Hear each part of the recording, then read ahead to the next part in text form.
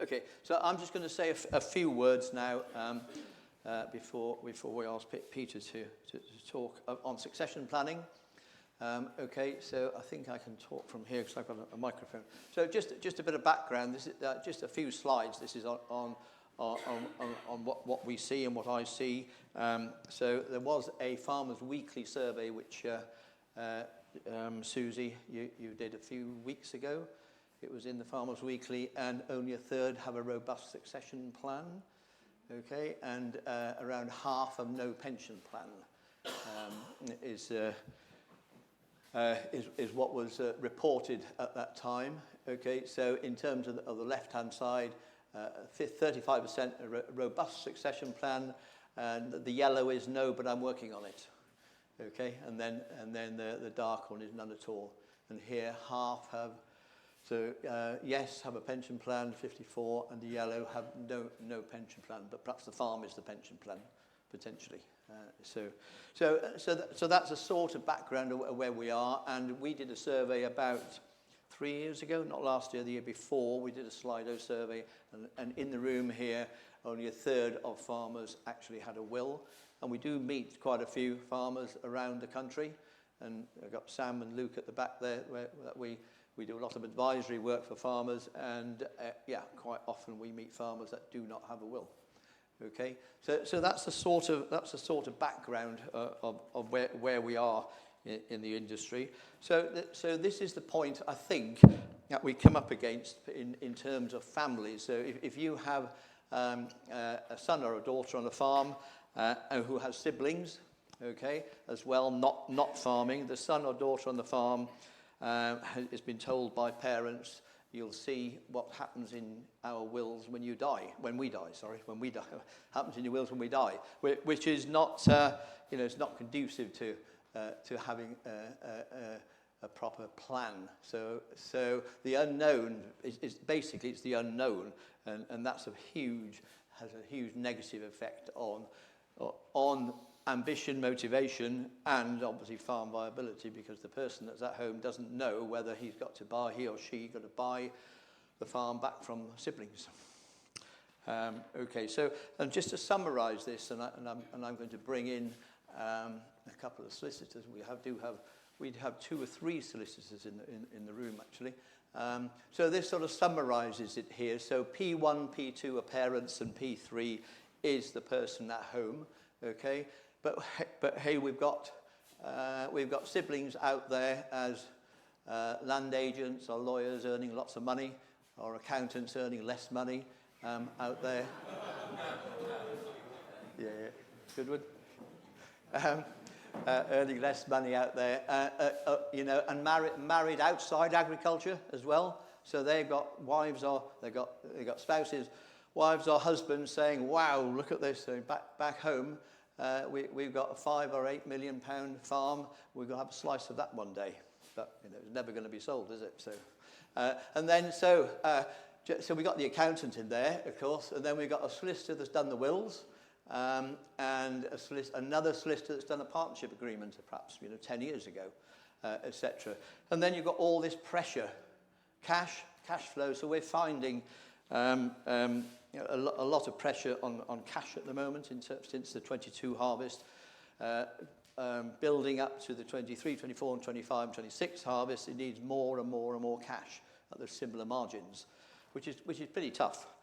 So farms that have not got a lot of outside income and have not got a lot of rental income, etc., are really certain. NIC, National Insurance Contribution, SFI, if we've got it, luckily we've got it. If we're unlucky, we haven't had it. We missed the boat. If we've got it, we've only got it for a short period. Okay, what happens then? And then obviously the big one, inheritance tax. So what I would say is that these parents here, when we ask them, have you got a succession plan? I don't blame them for saying, no, I haven't. I'm just struggling, surviving from day to day. We've got huge pressure. Huge pressure on the industry from all of these. And then we've got the partnership agreements, and some quite a few partnerships do not have a written partnership agreement, we find. As I said, we don't have wills either. So that sort of summarises, sorry Peter's a bit downbeat. Yeah, I know you are. I've seen you writing down notes. Yeah, you haven't got your phone taking photos yet, but but I think that just to jump around, this is just I don't know what the number 2 is up there actually, but ignore that. Feature structure 2. So we have many farm structures that work really well as machinery syndicates, where you have, and here we've got 4 farms, 1, 2, 3, 4. Those percentages, with a bit of luck, add up to 100. That's 100% of the cropped acreage, okay, not the SFI cropped acreage, sharing all the machinery in an LLP down here, in a limited liability partnership, and then we have a cropping share farming associated with it, so it doesn't matter where the drill or the combine is at any one time, it actually works. And we've got these structures, have been going for 26 years. So I think the first ones we did were in the year 2000. Okay, and yeah, so they work really well. And Peter and I have discussed contract farming agreements, and I think this is a lot better structure than a contract farming agreement, because you're actually truly sharing costs here, and you're working together. Well-being is a big issue, and we've got a table over there with a lot of charities. Leaflets on well-being in the industry is a key issue as well, and it's a very lonely existence on your own, whereas if you've got four farmers, near neighbours together, working together, that works really well. Okay, so basically, to summarise, is family farms, and I think we should be talking about farming families. Okay, so it's a people thing, not just about numbers, and this sort of sums up. We arrange family meetings, okay, and the middle one there, a properly functioning family. I think the key point here is a dysfunctional family will probably make a loss. And if I asked you to put out your hand up if you knew of a dysfunctional family, we would have several hands up in the room, I'm sure, okay? But I'm not going to ask you to do it. But in terms of some of the talks I give, I do ask people, and the hands go up if they know of a dysfunctional family. So a lot of it's about, and it's going back, obviously, it's going back to the pressure here, dysfunctional family. Okay, so it's a lot of it's about people and not about numbers. So a risk register I find very useful, when you can actually put all the risks down here. Okay, so and then the likelihood, low, medium, high, affect a low, medium, high, and what you're going to do about it. This actually brings out opportunities as well. So you've got partnership agreement, wills out of date, family agreements, constitution, death. Death happens. Nobody gets out alive. So we will have death. So you need a plan for it. Nearly always need a plan for divorce as well, unfortunately.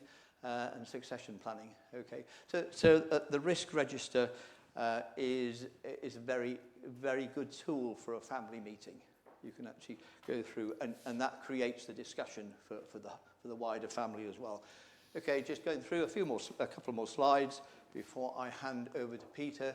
The 3 most important documents we think are these. Obviously, you may be farming as a company, which obviously you wouldn't need a partnership agreement. Partnership agreements, wills and annual accounts. So the key thing about this, they need to dovetail together.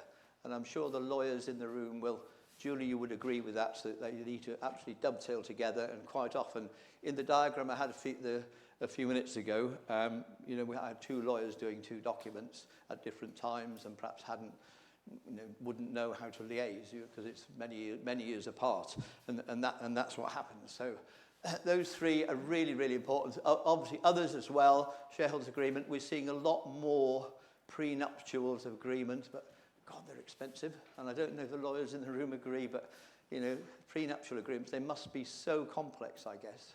I'm not sure, because they are. When we recommend them to go to a lawyer to get a prenuptial agreement, it's thousands. Yeah.